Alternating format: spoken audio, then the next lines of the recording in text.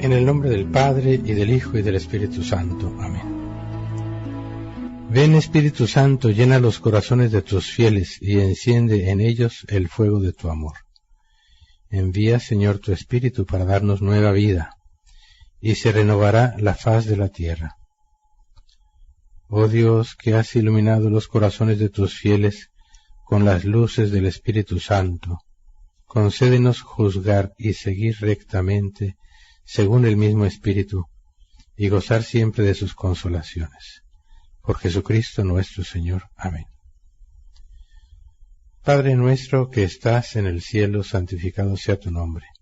Venga a nosotros tu reino, hágase tu voluntad en la tierra como en el cielo. Danos hoy nuestro pan de cada día, perdona nuestras ofensas, como también nosotros perdonamos a los que nos ofenden. No nos dejes caer en tentación, mas líbranos del mal. Amén. Dios te salve María, llena eres de gracia, el Señor es contigo. Bendita tú eres entre las mujeres, y bendito es el fruto de tu vientre, Jesús. Santa María, Madre de Dios, ruega por nosotros pecadores, ahora y en la hora de nuestra muerte. Amén. Gloria al Padre, y al Hijo, y al Espíritu Santo, como era en un principio, ahora y siempre, por los siglos de los siglos. Amén. San José, ruega por nosotros. San Miguel, ruega por nosotros. Madre Santa, alcánzales el descanso eterno, y brille para ellos la luz perpetua. Descansen en paz, así sea. Que las almas de los sacerdotes difuntos, por intercesión de María Santísima, descansen en paz, así sea. Te damos gracias, Señor, por Luisa, a quien escogiste para darnos a conocer tu santísima voluntad, el don más grande que tu amor puede dar. Santísima Madre, tú que ayudaste a formar a Luisa para que conociera y viviera en el reino de tu querido Hijo, enséñanos y ayúdanos a que sigamos el ejemplo de Luisa, humilde, dócil y obediente. San José, sé el protector y guardián de nuestro corazón, para que en este año consagrado a ti, y en el cual queremos prepararnos para celebrar dignamente el 75 aniversario del nacimiento de Luisa al cielo, te pedimos que cuides celosamente nuestro corazón, para que nunca volvamos a hacer nuestra voluntad, y así jamás nos salgamos del reino de la divina voluntad. Luisa, pequeña hija de la divina voluntad, continúa en medio de nosotros, viviendo y difundiendo el reino de la divina voluntad. En el nombre del Padre, y del Hijo, y del Espíritu Santo. Amén. Con la ayuda de Dios continuamos con nuestras meditaciones y reflexiones en torno a la vida de la sierva de Dios Luisa Picarreta. Y todo esto en este año que precede el aniversario 75 de su paso al cielo. Nos quedamos en la última vez en ese momento único, especial, lleno de gracia para Luisa y para toda la humanidad, en el que Luisa le dice que sí al Señor, y Jesús acepta, por tanto, ese sí, y desde ese momento ella se convierte en víctima.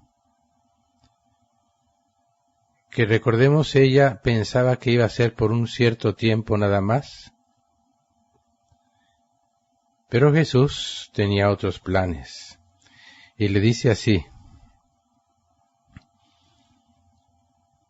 Ya que conozco tu adhesión a mi voluntad, desde este momento eres ya víctima perpetua,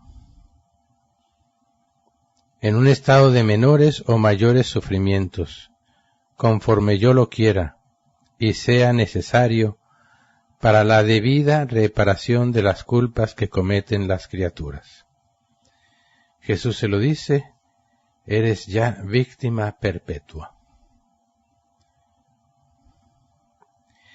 Luisa lo que no llegó a captar en ese momento es que sería ya para siempre en la cama. A partir de ahí, dice Luisa, ahora bien, ¿quién pudiera decir las gracias que el Señor empezó a darme? Querer narrar todo lo que mi amante Jesús ha hecho conmigo hasta ahora, desde que acepté el estado de víctima perpetua, me resulta imposible. Sobre todo si se quisiera conocer cada gracia singular y distintamente. Por ahora diré brevemente las que más han dejado huella en mi corazón, y luego sucesivamente, conforme se me dé el recordar, complaceré a la santa obediencia que me ha impuesto sin piedad alguna el narrar las gracias más íntimas, que me cuesta mucho revelarlas porque me da mucha vergüenza. Vemos aquí entonces esa santa obediencia que se le impuso de escribir, de revelar todo lo que Dios había hecho, todas las gracias que Dios le había concedido, hasta ese momento en que el confesor le da esa santa obediencia.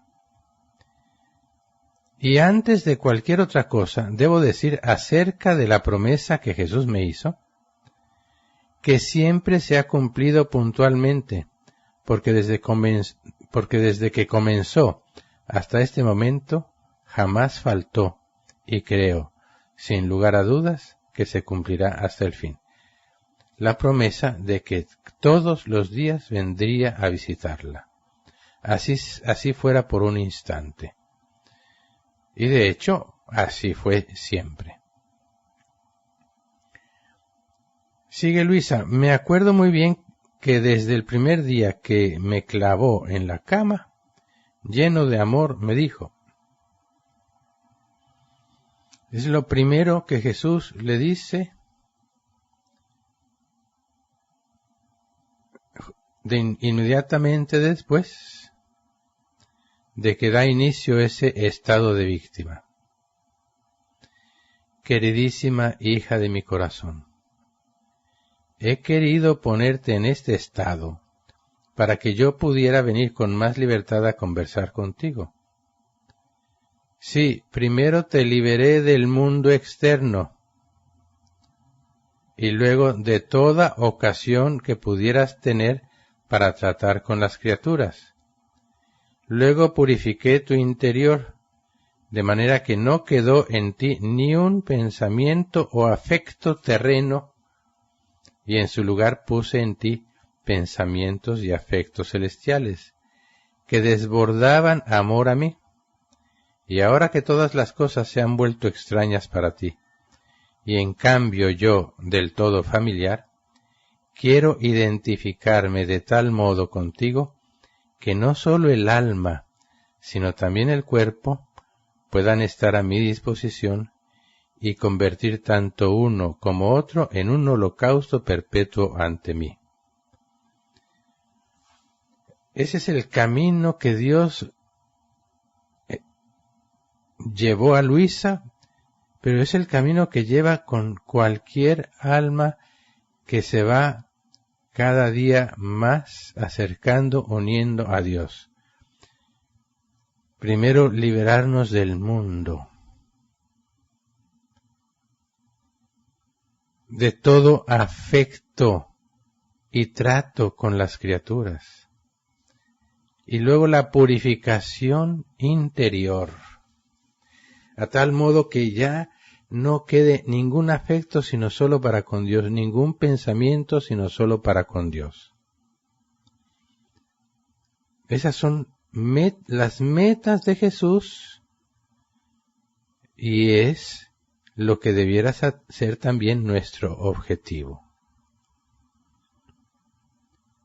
Si no te hubiera clavado a este pequeño lecho, hay que detenernos un instante aquí. No significa que para vivir en la divina voluntad y llegar a ese estado de fusión total con Cristo, con Jesús, entonces todos debemos estar en cama, ¿no? En el caso de Luisa así fue debido a su misión. En el caso de cada uno es en el lecho, es decir, ahí en donde Dios te tiene. Pero teniendo siempre en cuenta ese desprendimiento total del mundo, de uno mismo, de todo lo interior, para que todo sea solo unión con Dios. Si no te hubiera clavado a este pequeño lecho, jamás habrías podido llegar a tener el bien de que yo te visitara tan seguido. Pues primero habrías tenido que ocuparte de los quehaceres familiares, con mucho sacrificio de tu parte, y ya después retirarte al oratorio de tu corazón para esperar mi visita fugitiva. Pero ahora, no más. Nos hemos quedado solos y ya no hay nadie que pueda obstaculizar nuestra conversación, como también el comunicarnos el uno al otro nuestros dolores y nuestras penas. Y a semejanza mía podrás participar de toda la alegría y felicidad que recibo de parte de los pocos que son buenos, y de toda la amargura, el dolor y las fatigas que recibo de parte de los malos. De ahora en adelante mis consolaciones serán tuyas y las tuyas mías. Así también mis aflicciones y las tuyas se comunicarán mutuamente, y serán tan de los dos que desaparecerá totalmente ese tuyo y ese mío, y se dirá más bien nuestro. En fin, te interesarás de mis cosas como si fueran verdaderamente tuyas, y yo también así de las tuyas, que por supuesto son siempre mías, a excepción de tus imperfecciones.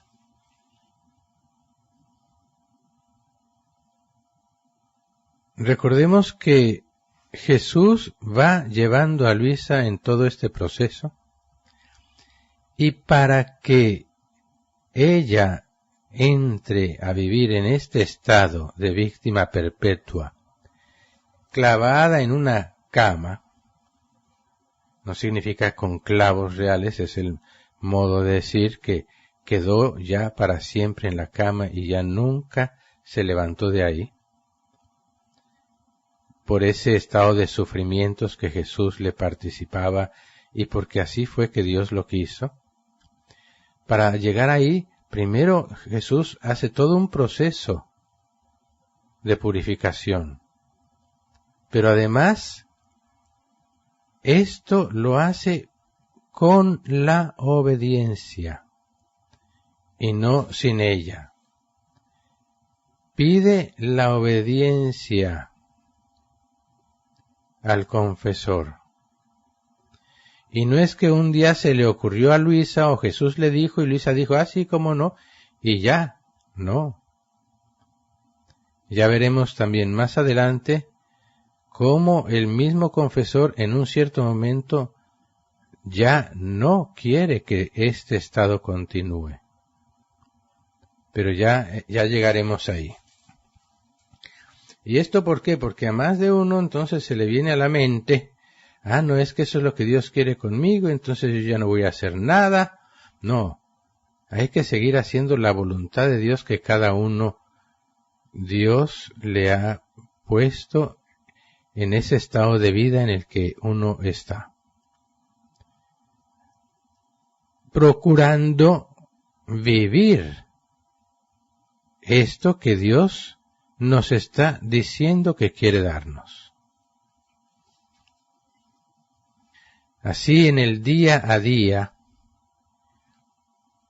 hay muchos quehaceres, pues en ese esfuerzo de hacer bien lo que debemos hacer, ya sea en el trabajo, ya sea en el hogar, que si debemos cocinar, que si debemos hacer limpieza, ordenar, hacer ese esfuerzo, estar siempre trabajando para que en el interior estemos haciendo todo unidos a Dios, todo para Dios. Como si, en otro lugar Jesús se lo dice, y ya lo hemos pasado, como si solo tú y Jesús, yo y Jesús, viviéramos solos en este mundo. La casa donde vives es la casa de Nazaret y tú eres la que sirves, la que haces todo. ¿Cómo harías todo para Jesús? ¿Para la Virgen? ¿Quejándote? Ay, es que a mí me toca hacer todo. Ay, es que a mí nadie me ayuda. En vez de alegrarte, porque Jesús puede ocuparse de lo suyo y tú estás ocupada en servirle. Y en ese afecto ya divino, Dios va concediendo esa gracia de no perder la mirada, de no dejar de estar pensando en Dios, de no dejar de estar haciendo nuestros giros en la divina voluntad. Sigue diciendo Jesús, ¿sabes qué es lo que he hecho y cómo me comportaré contigo? Así como un rey que se ha casado apenas con una reina de la nobleza y que deseando estar cerca de ella, si se ve obligado a alejarse por poco tiempo, su mente y su corazón están en movimiento continuo por ella, por lo que trata de arreglar lo más rápido posible sus negocios para poder regresar pronto a ella.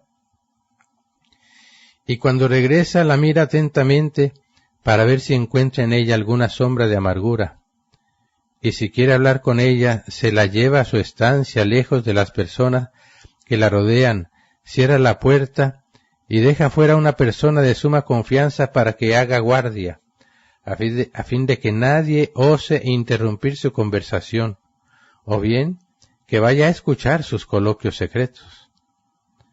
Así, estando solos del todo, se comunican todo entre ellos, y si alguien imprudentemente quisiera quitarles la paz y disturbarlos de algún modo, sería inmediatamente alejado por el rey, por haber perturbado su alegría y por lo tanto castigado severamente. Esto es lo que he hecho contigo, esto es lo que Dios quiere hacer con nosotros. Esto es lo que he hecho contigo poniéndote en este estado. Por eso, ay de quien se atreva a querer quitarte de ese estado, porque no solamente me desagradaría, sino que yo mismo lo castigaría. ¿Y tú, no estás contenta de todo esto? Pues bien, aquí vemos la parte de Jesús, ¿verdad? Veamos también la parte de la esposa. El esposo de pronto se aleja por momentos, pero la esposa vive en función del esposo. Se arregla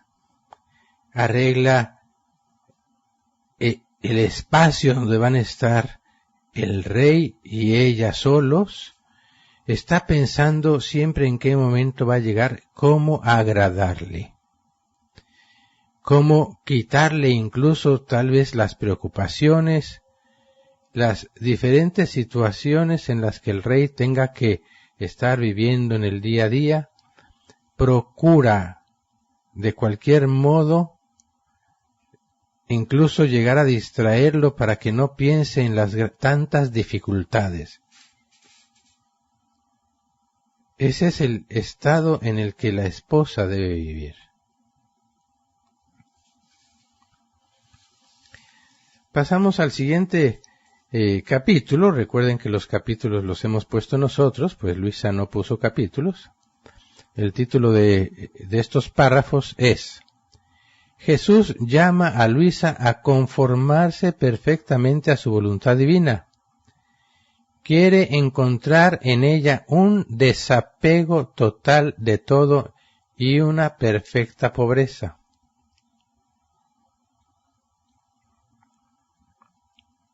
Como ya habíamos también visto anteriormente, Jesús la ha venido purificando, pero la pone en ese estado para poder purificarla todavía más, para poder llevarla a esa total transformación, como repetidamente se lo dice, una total transformación. Si por todas las gracias que mi bienamado Jesús me ha concedido, muchas de estas cosas yo las estoy leyendo porque estamos aquí también conociendo quién es Luisa, a qué grado de santidad llegó, cómo pensaba ella, cómo percibía ella todas estas cosas, para que todo esto se vaya haciendo también naturaleza propia en nosotros. Si por todas las gracias que mi bienamado Jesús me ha concedido con largueza hasta ahora, yo no quisiera corresponder con el amor más agradecido, merecería que me llamaran con el nombre más vil de toda la raza humana. Y si no me conformara de todo y para todo a su santísima voluntad, merecería ser señalada con el dedo por el cielo y la tierra como el alma más desagradecida que haya existido hasta ahora, y como la más miserable de todos los réprobos. Así se siente ella, así lo ve, así debiéramos nosotros. En este tiempo, por ejemplo, en el que ve uno tanta, pero tantísima confusión, tinieblas totales en toda la tierra, que a veces no distinguen su mano derecha de la izquierda, que verdaderamente ciegos, ¿no debiéramos ser nosotros sumamente agradecidos y corresponder porque se nos ha dado a conocer la verdad? Y se nos está llevando por pura gracia de Dios, sin merecerlo en lo más mínimo, se nos está llevando a esa verdad plena, a esa transformación. Solamente saber, solamente tener ya claro esto, conocer claramente la voluntad de Dios, Dios que me ha hecho captar, entender que quiere transformarme. ¿Cuántos escuchan a veces esto y no se dan por enterados? O simplemente dicen, se dejan engañar y dicen, no, eso no es para mí. Se equivocan, eso es para todos. Pero no todos escuchan.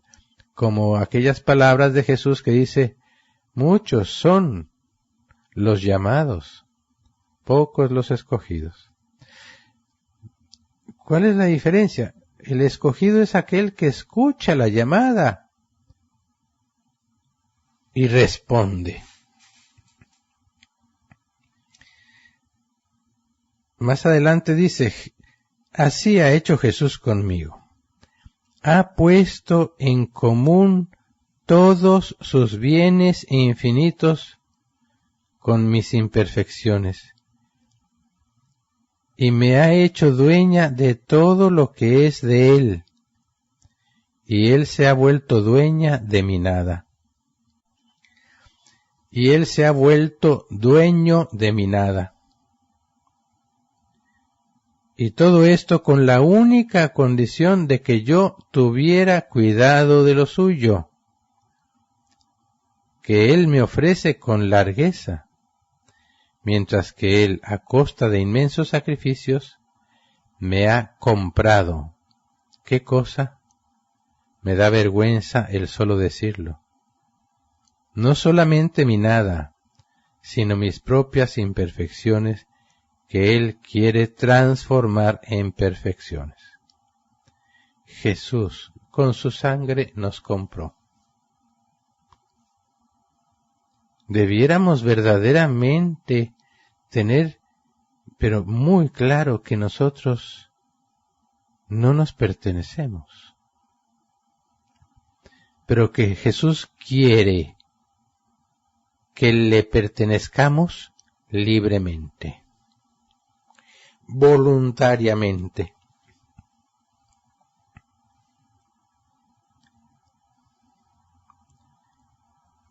¿O hasta dónde estoy en deuda con Él? Él nunca se ha cansado, ni se cansa, ni se cansará jamás de repetirme cada vez que encuentre en mí algo en lo que yo no sea semejante a Él. No se cansa ni se cansará jamás de repetirnos: quiero que te conformes perfectamente a mi voluntad, de manera que tu voluntad llegue a deshacerse totalmente en la mía. Ese es el trabajo prácticamente, digamos, esencial o sustancial. ¿Qué es lo que queremos? Conformar nuestra voluntad a la voluntad de Dios, de tal modo que no queramos más nada que Dios no quiere, lo cual también nos lleva a saber, conocer lo que Dios quiere. Nos lo está dando a conocer. ¿Qué tanto nosotros queremos realmente eso? ¿Y qué tanto estamos mortificando, dándole muerte, o decir, no dándole vida a nuestra voluntad y dándole vida a la voluntad de Dios en nosotros? Es más, siempre que veía en mí, aunque fuera el más mínimo apego a cosas indiferentes, dulcemente me incitaba a desapegarme, diciéndome: hija mía, es necesario que tú te desapegues de toda cosa que no sea mía, es decir, de todo lo que sabe a tierra. Quiero que sea para ti como si fuera estiércol y podredumbre. Fíjense bien, todo lo que no sabe a Dios debiera ser para nosotros como estiércol. Como si fuera estiércol y podredumbre, que te cause horror el solo mirarlo. Porque las cosas terrenas, mientras no sean de absoluta necesidad, sólo con tenerlas alrededor y mirarlas con complacencia, congelan el corazón, y ensombreciendo las cosas del cielo, impiden que se cumpla ese matrimonio místico que desde hace tiempo te prometí que quería realizar contigo.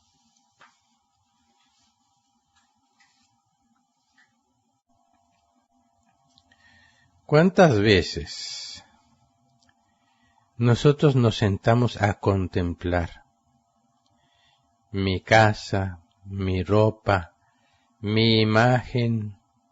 ¿Cuántos hay hoy que gastan cualquier cosa por su propia imagen? Y nos complacemos y nos gusta, y añadimos una cosita y quitamos otra cosita para que nos guste, y muchas veces para que les guste a otros nos arreglamos para que los demás nos vean, que si el automóvil, que si el trabajo, que si el estudio, que si los hijos, todo es para agradar a Dios. Ya vemos cómo Jesús dice,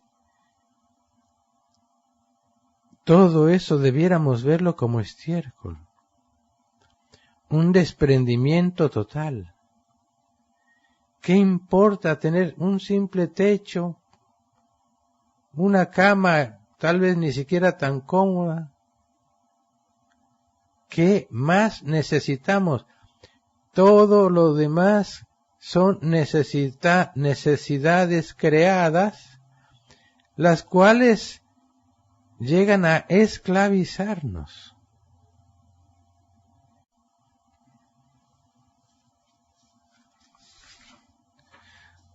Por eso, repito, y recuérdense aquí de aquella parábola o hecho histórico que sucedió cuando aquel joven rico se acerca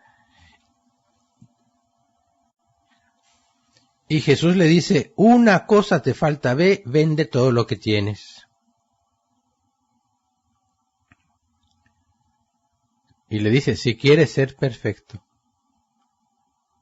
Ahí está el llamado, pero no, tenía muchas cosas. Y eso es lo que nos pasa. Entonces vivimos, ¿y cuántos dicen, no, es que sí, yo vivo en la divina voluntad, pero ¿cuál? No, es que ni siquiera entienden que queremos vivir. ¿Qué tanto realmente queremos? Demuéstramelo con hechos.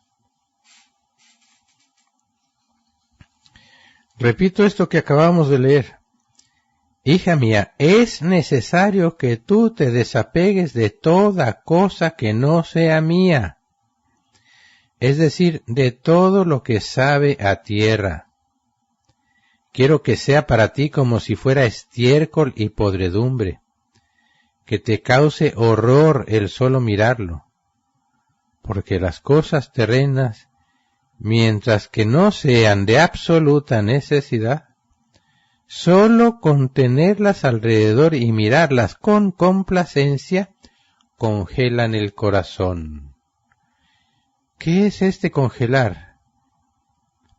Que entonces el corazón ya no arde de amor por Dios, porque estamos ocupados en todas esas cosas de la tierra, del mundo.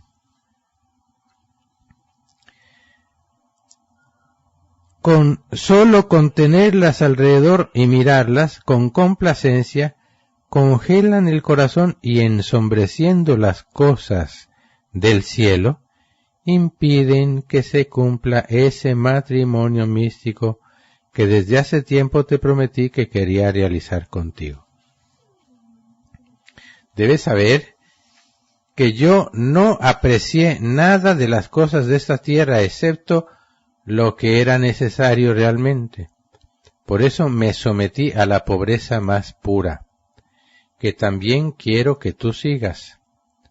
Aquí vamos, entendamos un poco cómo es la verdadera pobreza que tanto se esforzó el mismo San Francisco por comprender y que todo religioso debiera querer entender y vivir, ya que se hacen esos votos de pobreza. Por eso me sometí a la pobreza más pura, que también quiero que tú sigas, despreciando, lo que significa por una parte no apreciar, pero también significa despreciar todo lo que no te sea necesario. En este pequeño lecho, imitándome en la pobreza, debes considerarte más que una verdadera pobrecita. Solamente así podrás decir, cuidado con, ay, sí, yo soy la víctima, yo soy pobrecito, y no, nada de eso, por favor. Solamente así podrás decir que verdaderamente eres pobre, que jamás vaya a entrar en ti el deseo de adquirir algo, porque quiero que en ti exista la verdadera pobreza afectiva. Ahí vamos entendiendo mejor lo que es la pobreza, por medio de la cual nada desees. Repito lo que decía San Francisco, la verdadera, así lo dijo, la verdadera pobreza es la pobreza de voluntad. Ser tan pobres que no tengamos voluntad, no tengamos deseos, por medio de la cual nada desees, ni nada recibas si no lo necesitas realmente, y que de lo que recibas me des las gracias primero a mí y luego a quien te lo ofreció. Por eso, quiero que de ahora en adelante te conformes con lo que se te da, sin pedir más, pues podría disturbar tu mente deseando lo que no se te llegara a dar. Más bien, con santa indiferencia, abandónate a la voluntad de los demás, sin pensar si vas a recibir bien o mal. Fíjense cómo dice, abandónate a la voluntad de los demás, que si te quieren dar o no, lo que sea que te vayan a dar, sin pensar si vas a recibir bien o mal. Y dice Luisa, esto en honor a la verdad, me costó desde el principio el más grande sacrificio. Pero me di cuenta de que sin estar pensando en esto o aquello, y que sin pedir nada, se me daba cuanto verdaderamente tenía necesidad. La divina providencia. Esto es realmente la divina providencia. Que Dios nos va a dar lo necesario, no más, porque no puede Él mismo darnos más, ya que lo que no es necesario terminará siendo un obstáculo en la obra que Él quiere hacer con nosotros, de llevarnos a ese máximo grado de unión con Dios.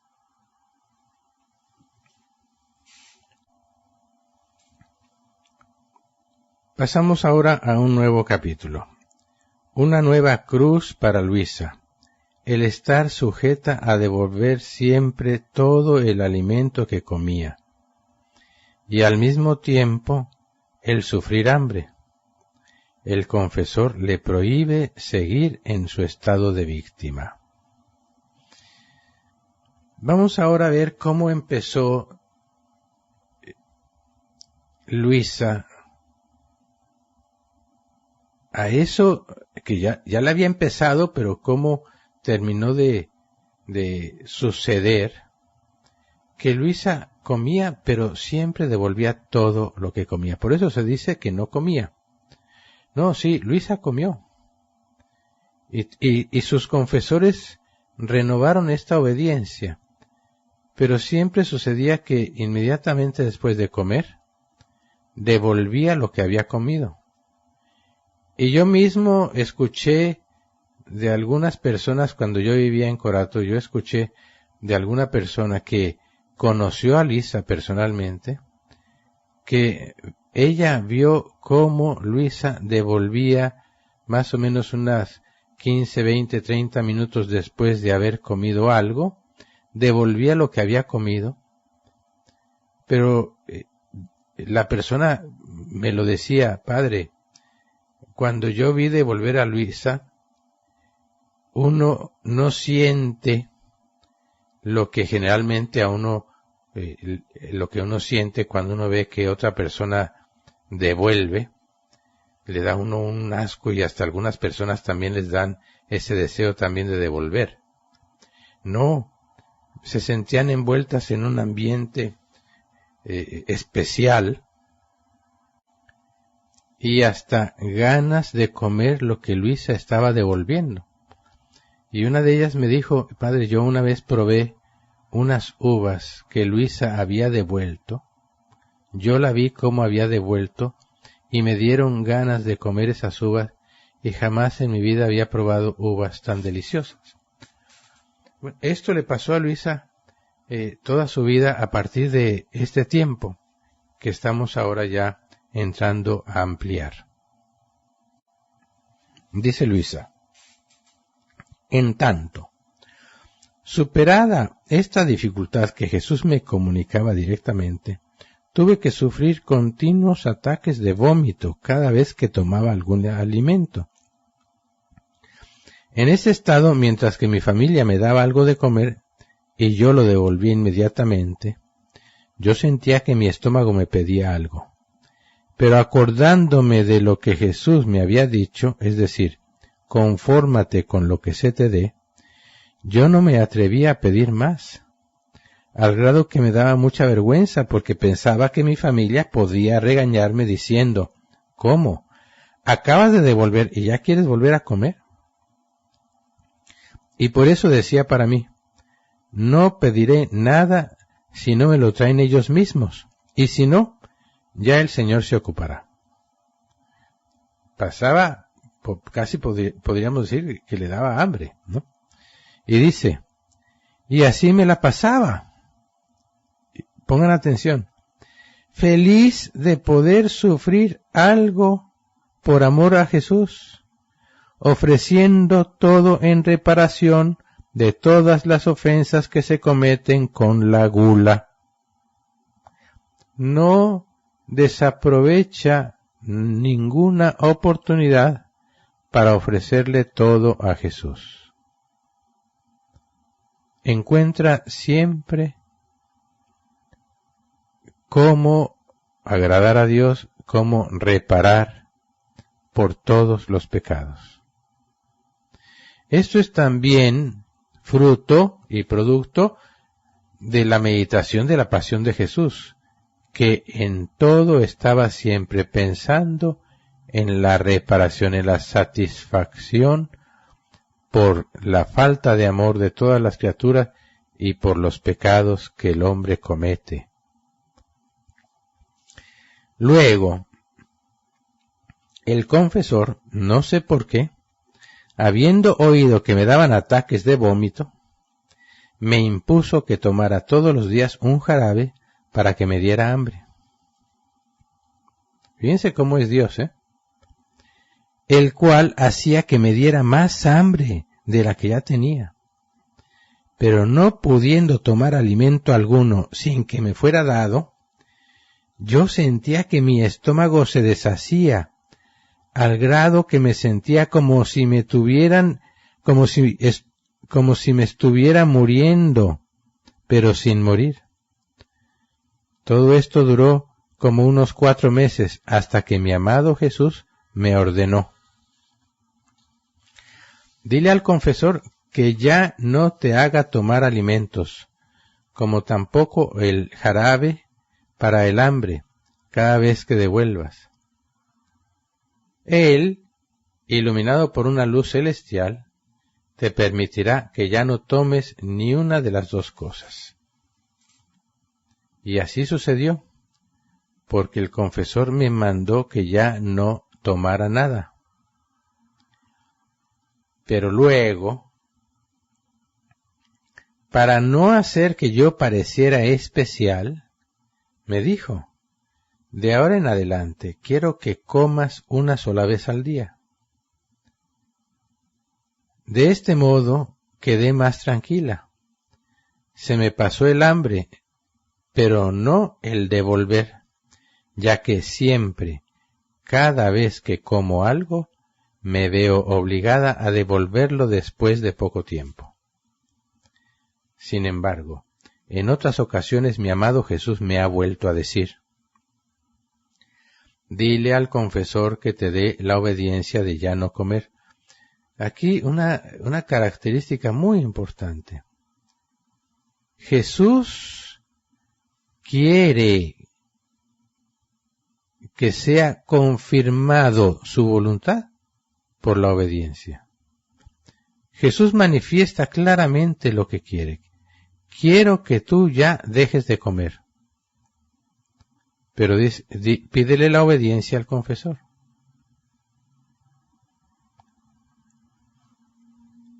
Ahí vemos hasta dónde Jesús le ha dado autoridad a su iglesia.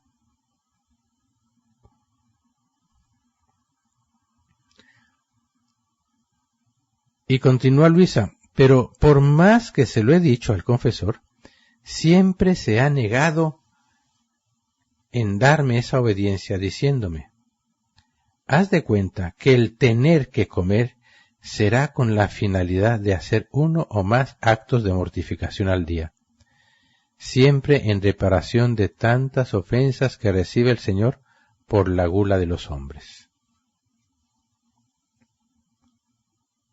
Pero no pasaron más que algunos días y el Señor volvió a repetirme: quiero que le expongas otra vez al confesor la petición de no volver a comer nada, pero hazlo con santa indiferencia, es decir, dispuesta a hacer lo que quiera o no quiera la santa obediencia.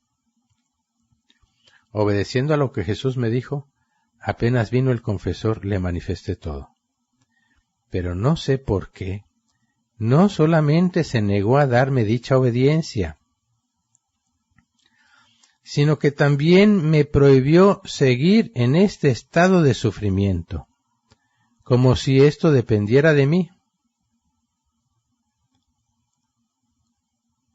Pero si no me equivoco, creo que el confesor, acordándose de que yo le había dicho que el Señor me llamaba a estar en este estado de víctima por un tiempo indeterminado, que a mí me pareció que iban a ser unos 40 días aproximadamente,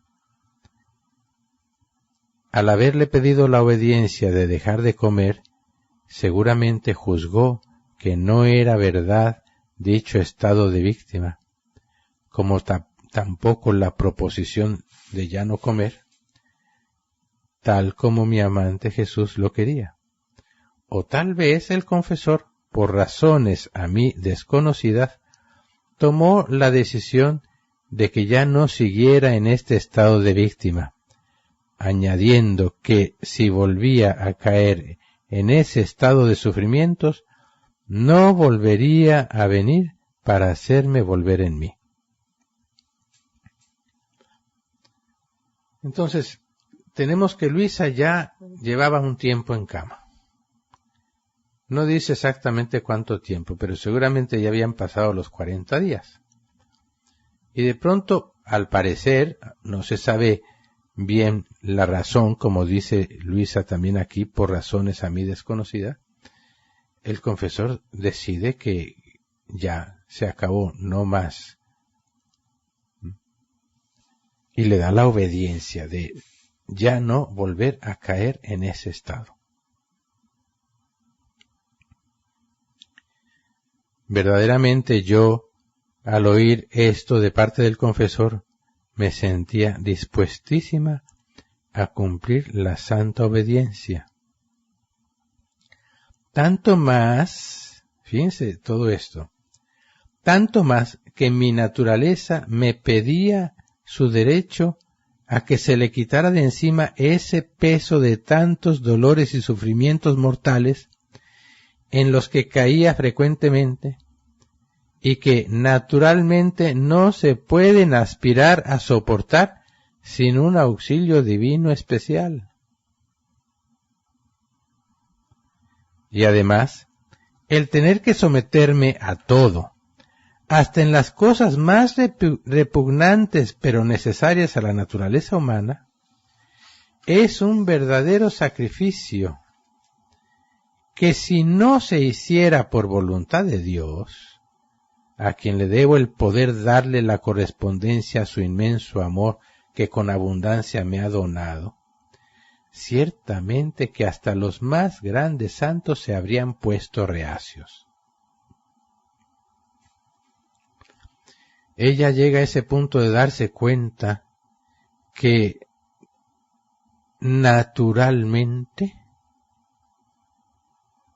es imposible seguir en ese estado de sufrimientos.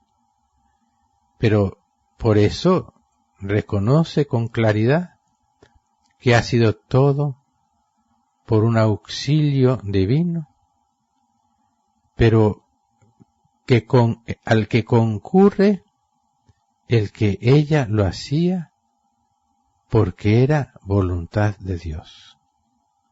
Y de ahí es de donde le viene dicho auxilio.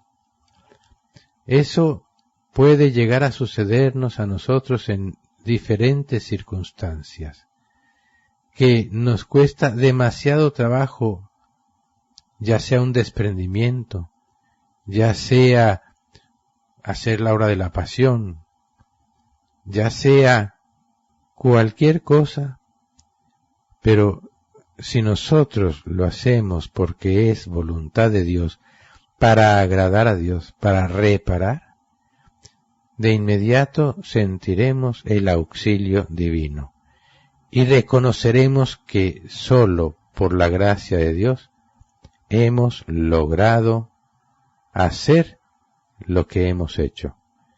También Dios lleva al alma a ese estado de darse cuenta con total claridad que todo se ha logrado gracias a Él, porque por uno mismo jamás habría uno podido llegar a ser lo que se haya hecho por voluntad de Dios. Dios lleva al alma a tocar, a palpar la propia nada, la propia incapacidad, la propia miseria, para que de este modo el alma más y más se acoja, se agrape, no se suelte de la mano de Dios. Y dice Luisa, así que, de parte mía, sentí un cierto consuelo y me dispuse a cumplir en todo la santa obediencia. Pero también estaba dispuesta a quedarme clavada en mi pequeño lecho, si el Señor hubiera querido seguir teniéndome en este estado de víctima, ya que sentía por experiencia la bondad de su voluntad, que me procuraba esa verdadera resignación y uniformidad con su santa voluntad, que sabe cambiar la naturaleza de las cosas y que llega incluso hasta convertir lo amargo en dulce.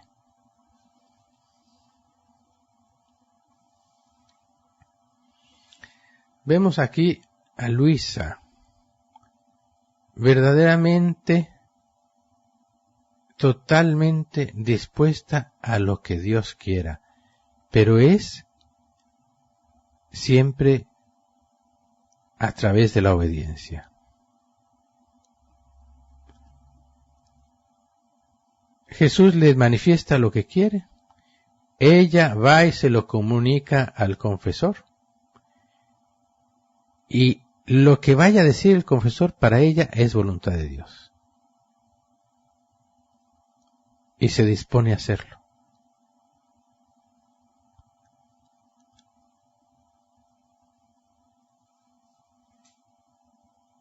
Pues bien, sigamos conociendo a Luisa, conociendo a esta alma escogida por Dios para esta misión tan sublime, agradeciendo a Dios y trabajando por ese seguir desprendiéndonos, disponiéndonos, aprendiendo a hacer y a vivir la voluntad de Dios, aun cuando muchas veces no veamos con claridad, confiando en que Dios nos está llevando de la mano. Si hay cosas que no sabemos, dedicarnos a las que sí ya sabemos y hacerlas bien. A veces Dios, para hacernos pasar a otros momentos de gracia, quiere primero que dominemos los que ya vamos comprendiendo y viviendo, que los vivamos cada vez mejor. Así va Él formándonos, va dándonos el hábito, virtud, la virtud de siempre estar dispuestos a lo que Dios quiera, y no solo pasivamente, sino activamente, haciendo lo que Dios quiere. Pidámosle esta gracia a nuestro Señor, a nuestra Madre Santísima, a San José, a Luisa, la pequeña hija de la divina voluntad. Oh augusta y santísima Trinidad, Padre, Hijo, Espíritu Santo, te alabamos y te damos gracias por el don de la santidad de tu sierva fiel Luisa Picarreta. Ella vivió, oh Padre, en tu divina voluntad, conformándose bajo la acción del Espíritu Santo a tu Hijo obediente hasta la muerte de cruz, víctima y hostia agradable a ti, contribuyendo a la obra de la redención del género humano. Sus virtudes de obediencia y humildad, de sumo amor a Cristo y a la Iglesia, nos inducen a pedirte el don de su glorificación sobre la tierra, para que resplandezca sobre todos tu gloria y tu reino de verdad, de justicia y de amor se difunda hasta los confines de la tierra con el carisma particular del fiat voluntas tua, sicut in cielo et in terra. Nos encomendamos a sus méritos para obtener de ti, Santísima Trinidad, la gracia particular que te pedimos, con la intención de cumplir tu divina voluntad. Amén. Gloria al Padre, y al Hijo, y al Espíritu Santo, como era en un principio, ahora y siempre, por los siglos de los siglos. Amén. Gloria al Padre, y al Hijo, y al Espíritu Santo, como era en un principio, ahora y siempre, por los siglos de los siglos. Amén. Gloria al Padre, y al Hijo, y al Espíritu Santo, como era en un principio, ahora y siempre, por los siglos de los siglos. Amén. Padre nuestro que estás en el cielo, santificado sea tu nombre. Venga a nosotros tu reino, hágase tu voluntad en la tierra como en el cielo. Danos hoy nuestro pan de cada día, perdona nuestras ofensas, como también nosotros perdonamos a los que nos ofenden. No nos dejes caer en tentación, y líbranos del mal. Amén. Reina de los santos, ruega por nosotros. Testamento espiritual de Luisa. Ahora muero más contenta, porque la divina voluntad me ha consolado en abundancia. Veo ahora un largo, bello y amplio camino, iluminado de infinitos y resplandecientes soles. Oh sí, los conozco, son los soles de mis actos hechos en la divina voluntad. Es el camino que ahora debo recorrer, es el camino que la divina voluntad ha preparado para mí. Es el camino de mi triunfo, es el camino de mi gloria, para unirme a la inmensa felicidad de la divina voluntad. Es el camino que reservaré para ustedes y para todas aquellas almas que quieran vivir en la divina voluntad. Amén. San José, ruega por nosotros. San Miguel, ruega por nosotros. San Aníbal, ruega por nosotros. San Pío, ruega por nosotros. San Gabriel, ruega por nosotros. San Rafael, ruega por nosotros. Madre Santa, alcánzales el descanso eterno, y brille para ellos la luz perpetua. Descansen en paz, así sea. Que las almas de los sacerdotes difuntos por intercesión de María Santísima descansen en paz, así sea. El Señor esté con ustedes y con tu espíritu. La bendición de Dios Todopoderoso, Padre, Hijo y Espíritu Santo, descienda sobre ustedes y permanezca siempre.